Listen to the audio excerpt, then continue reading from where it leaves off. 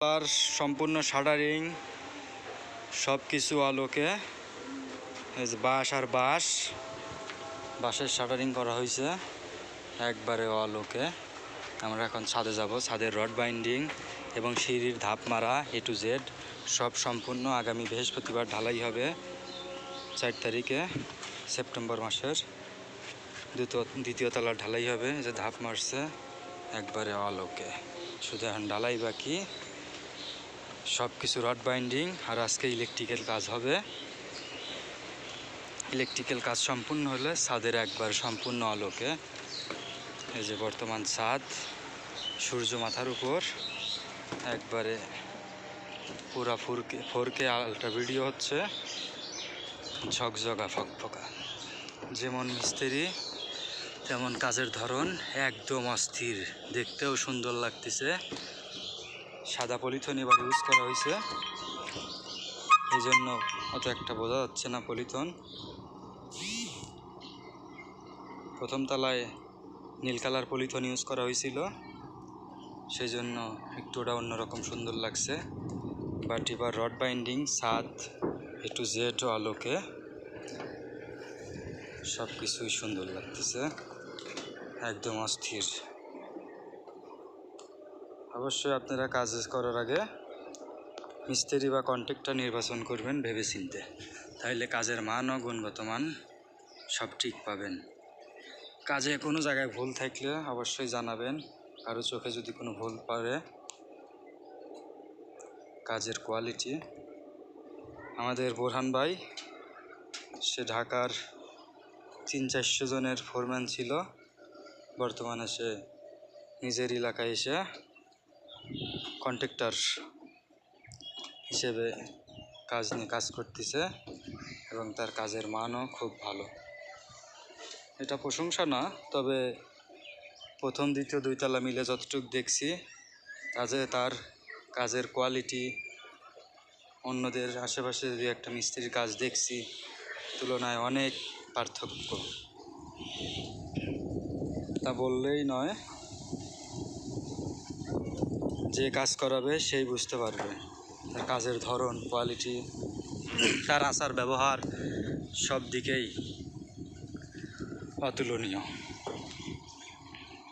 যারাই কাজ করাইছেন বা করাবেন, করলেই হয়তো বুঝতে পারবেন। তিনি আমাদের ভাঙ্গুড়ার সুনামধন্য কন্ট্রাক্টর বা ঠিকাদার, বর্তমানে আগামীতে হয়ে উঠবে। কিছুদিন ইকরাম ঠিকাদারের আন্ডারে সে কাজ করছে পরিচিতি লাভের জন্য। মোটামুটি সে অনেকটাই পরিচিতি লাভ করছে ভাঙ্গুড়াতে। তার কাজের দক্ষতা, সে দিন দিন আরও পরিচিতি লাভ এবং অগ্রসরের দিকে যাচ্ছে। রড বাইন্ডিং যে ক্যারাং বলে, সুন্দরভাবে দিছে।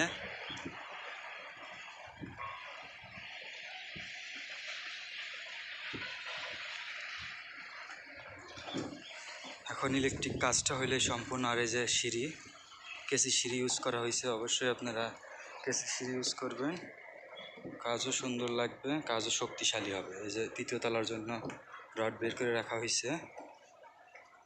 আর এই যে কেসি সিঁড়ি, এটাকে বলে কেসি সিঁড়ি, দেখতে পাচ্ছেন, কেচি সিঁড়ি। ধাপও মাপে মাপে সল করে করছে, কোনো ভুল ত্রুটি নাই।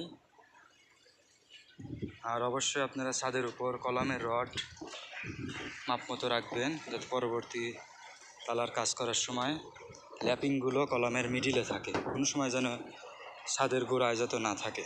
এই যে একটা রড বের করে রাখা হয়েছে, একটা এক এক মাপ আছে, প্রত্যেকটা 4 ফিট, 7 ফিট, 5 ফিট।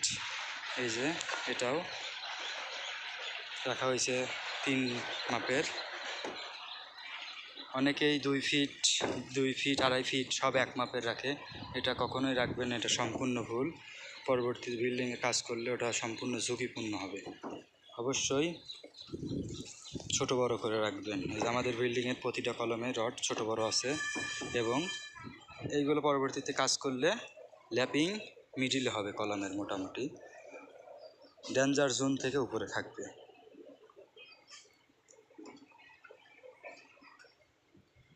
যেরকম এই যে পাশের একটা বিল্ডিং দেখাই, প্রতিটা কলামের রড এক মাপের রাখছে, 2.5 ফিট বা 2 ফিট করে।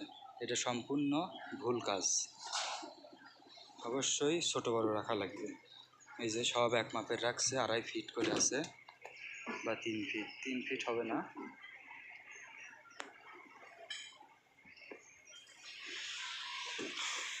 আমাদের বিল্ডিংয়ের ছাদের রড বাইন্ডিং সম্পূর্ণ।